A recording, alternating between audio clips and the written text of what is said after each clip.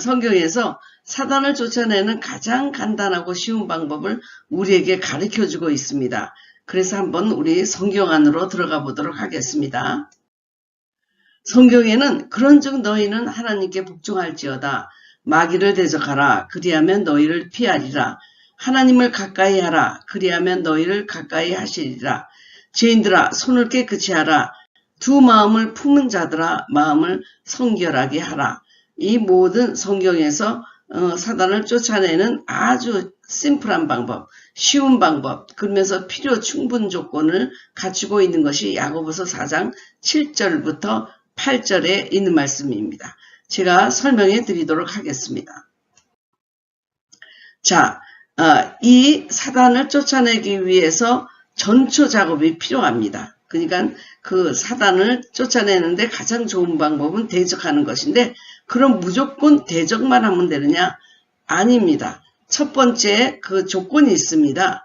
그것이 뭐냐 하면 우리가 주님 앞에 순종하고 복종하고 하나님의 말씀을 따르는 사람이야 되는 것입니다.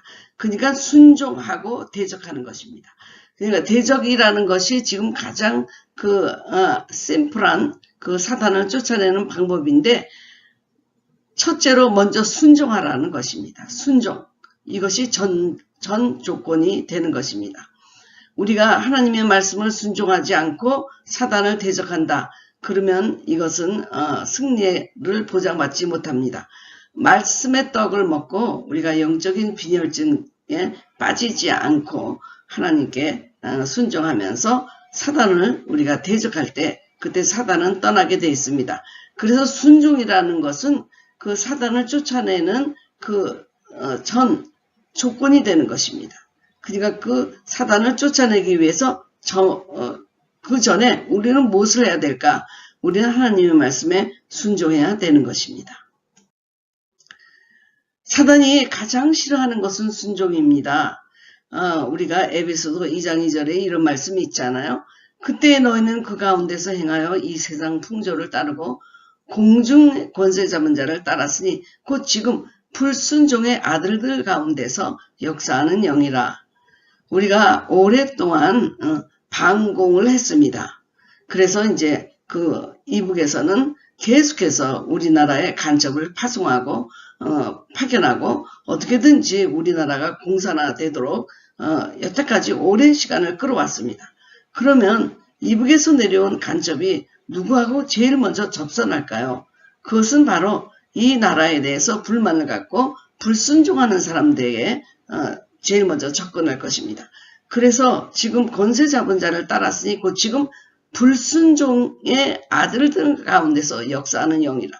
사단은 불순종하는 가운데서 역사를 합니다. 그렇기 때문에 순종한다. 그러면 가장 싫어요. 사단이 이렇게 마음 놓고 놀 수 없는 장소가 바로 순종이기 때문입니다. 불순종하는 것은 바로 사단의 플레이그라운드예요.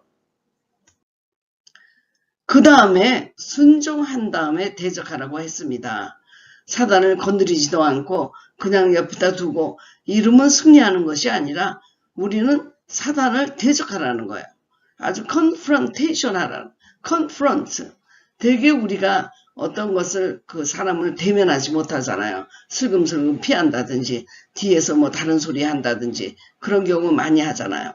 그러나 사실 문제가 있으면 그 본인하고 우리가 컨프런트를 해야 되겠죠.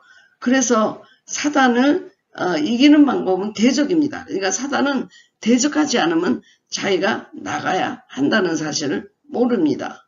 왜냐하면 사단은 좀 뭐라고 할까, IQ가 낮다고 그럴까요? 자기가 이곳에 있어야 된다고 생각하기 때문에 거기서 나가라고 얘기하기 전까지는 자기가 나가야 되는 것을 모르는 게 사단입니다.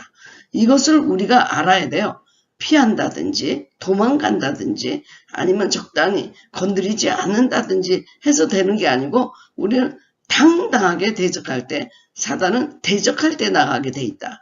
그러니까 오늘 우리가 사단을 내쫓는 방법 중에 제일 좋은 방법은 대적이에요. 대적. 너는 나가. 나사렛 예수 그리스도 이름으로 너는 나가. 해야 되는데 그 대적하기 전 조건이 뭐냐? 순종이라고 제가 말씀드렸습니다. 사단이 왜 대적해야 되냐 하면 사단은 자기가 떠날 이유를 모릅니다.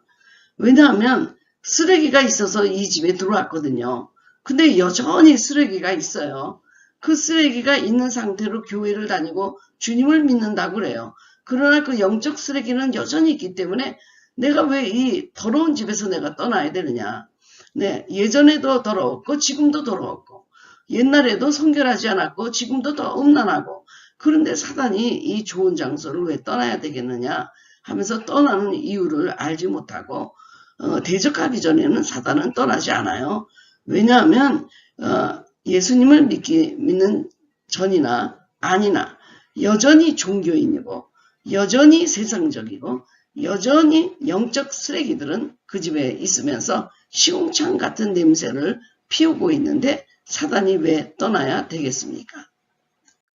자, 그래서 예수 그리스도의 이름으로 대적하는 것 가장 쉬운 방법이죠. 예수 그리스도의 이름은 이미 승리한 이름이기 때문에 우리는 대적만 하면 되는 것입니다. 사단은 대적하기 전까지는 안 떠난다고 그랬잖아요. 안 떠나는 이유가 환경과 그 사람의 인격과 삶이 하나도 안 변했기 때문에 자기는 지금 노티스를 못하는 거예요. 이 사람이 그 전에 예수님을 믿었는지 지금 믿었는지 안 믿었는지 안 믿다가 지금 믿었는지 믿다가 안 믿었는지 생활이 똑같은 거예요. 그러니까 사단은 자기가 떠나야 될 이유를 모르고 이렇게 시궁창 내는 쓰레기 나는 여기서 내가 얼마나 살기가 좋은데 여기서 진을 지자 그러고 안 떠나는데 이제 우리가 사단에게 말해야 돼요. 너는 이곳에 있을 곳이 아니다. 이 안에 계신 그리스도는 너보다 더 크고 너는 다시는 돌아오지 말고 너는 당연히 떠나야 된다.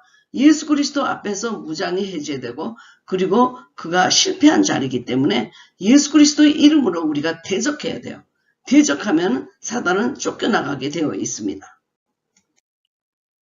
자, 그러면 사단을 대적하기 전에 그 전의 조건이 순종이라고 그랬잖아요. 그 다음에 대적한 후에 그러면 우리는 어떻게 해야 될까? 하나님을 가까이 해야 되는 다른 후반부 조건이 있습니다. 왜냐하면 하나님을 가까이 하면서 우리가 성결하고 그리고 거룩해지고 변화되고 삶이 그리스도 중심으로 하나님 중심으로 살게 되고 손을 깨끗이 하게 되고 그러면서 두 마음을 품지 않게 되는 그 다음에 따라오는 그 모든 것 하나님을 가까이 하기 때문에 오는 sanctification입니다. 거룩함입니다. 사단은 우리가 거룩해지지 않았기 때문에 여전히 주님을 믿어도 그 자리에 있었거든요. 이제 대적하고 난 후에는 우리가 무엇을 해야 되느냐. 그러니까 선조건, 이거는 후조건입니다. 셋째, 하나님을 가까이 하라입니다. 자, 그 다음에 주님 가까이 하면서 손을 깨끗이 하라. 손을 깨끗이 하라. 사실 우리 몸에서 어떤 악을 행하는데 할 수 있는 건 손이에요. 네, 뭐 눈으로도 범죄하고 입으로도 범죄하고 하지만 손은 액션, 행동을 의미합니다. 그러니까 마음을 깨끗이 하면 손도 깨끗하게 되는 거예요. 우리가 손으로 다른 사람을 안아주고 치유해주고 거룩하게 손을 대고 안수도 해주고 이렇게 손이 귀한 일을 할 수도 있지만 이 손이 대부분 악을 범하는데 그 제일 먼저 나타나는 게 손이 아닙니까? 그래서 예수님을 십자가에 못 박으라고 했던 빌라도도 자기가 그거를 선포하고 나서 손을 씻었던 거예요. 나는 그것과 상관없다 라고 하는 거죠. 그래서 이 손이 그런 죄악과 상관없이 되라고 말씀하시는데 하나님과 가까워지면 당연히 그렇게 하게 되는 것입니다. 그러니까 하나님과 더 가까워지면 손이 깨끗하게 되는 거고 하나님과 멀어지면 손도 더러워지고 마음도 더러워지고 그래서 대적하고 난 후에 그 후조건은 뭐냐? 하나님과 가까이 해서 우리가 성결에 이루어야 되는 것입니다. 자, 두 마음을 품지 마라 그랬잖아요. 우리가 보면 제가 어느 기도회를 인도한다든지 그럴 때 하나님이 여기 두 마음을 품은 자가 있기 때문에 기도를 안 받으신다고 할 때가 많이 있었어요. 그러니까 두 마음이라고 하는 것은 우리가 전적으로 신령과 진리로 하나님께 마음을 두는 것이 아니고 여전히 사단도 있고 하나님도 있고 그리고 내 마음속에는 세상도 있고 또 천국도 있고 두 마음인 거예요. 사실 우리가 두 마음을 품지 않은 사람이 거의 없다고 저는 생각합니다. 그러나 주님은 질투하는 하나님 한 마음으로 주님을 온전히 사랑하라고 말씀합니다. 그러니까 마음이 갈라지면 사랑도 갈라지고 충성도 갈라지는 거 아닙니까? 하나님은 두 마음을 품지 마라 그러셨어요. 그래서 선조건은 뭐냐? 선조건은 순종하고 난 후에 대적해야 되는 거고 그리고 대적하고 난 후에는 하나님을 가까이 하라 이렇게 성경에서 필요 충분 조건을 말씀하고 있습니다. 자, 정리해 보겠습니다. 대적전은 준비할 때는 순종입니다. 그리고 대적하면 본인이 해야 됩니다. 이 대적 선포 기도는 자신이 해야 되는 것입니다. 누가 해주는 것이 아니고 내가 담대하게 예수 그리스도의 이름에 힘을 얻어 우리가 해야 되는 것입니다. 그리고 대적 후에는 뭔가 성결, 주님께 가까이 하는 이것이 필요하다는 것입니다. 그러니까 우리가 주님 이 대적하는 그 필요 충분 조건이 뭘까? 우선은 대적해야 된다는 것입니다. 대적하지 않으면 안 나가요. 안 나가요. 근데 대적을 가운데 두고 전후에 작업이 필요한데 대적전은 우리가 하나님 말씀에 순종하는 것이 필요하고 대적 후에는 하나님과 가까이에서 손도 깨끗이 하고 두 마음도 품지 않고 거룩한 생활을 해야지만 이 대적해서 내쫓아 버렸을 때 사단이 다시 돌아오지도 않고 또 우리가 그 대적하지 않으면 이 쓰레기같이 시궁창 같은 냄새가 나는 이 불결한 이 교인 집에서 내가 당연히 아직도 머물러야 된다고 착각하게 된다는 것입니다. 그래서 우리가 필요 충분 조건을 여러분 보시기를 바랍니다. 대적전, 대적 후에는 꼭 우리가 충분 조건이 있어야 되는 것이고요. 대적, 이것은 정말 필요한 조건입니다.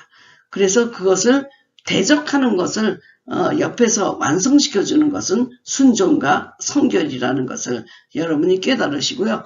이렇게 정말 사단을 우리가 내쫓는 것이 참 간단하면서도 어려운 것이 뭐냐. 참 순종이 어렵잖아요. 그러나 대적전에 하나님께 순종해야 우리가 대적할 능력이 생기고 담대함이 생긴다는 것입니다. 그래서 대적을 했어요. 대적을 했어. 그러나 집안에 여전히 쓰레기가 있으면 그 사단이 다시 돌아오죠.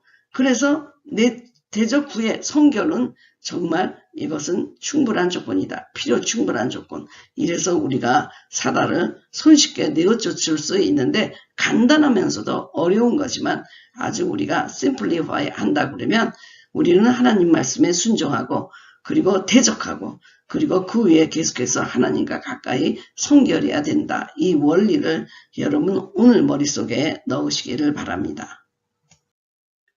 네, 오늘 배움을 통해서 여러분은 필요한 조건 아니면 충분 조건 중 어디가 부족했다고 생각하는지요? 그러니까 대적 전에 여러분이 순종이 부족했다. 아니면 대적 후에 여러분의 거룩한 생활로 나아가는 이 경건의 훈련이 없었다.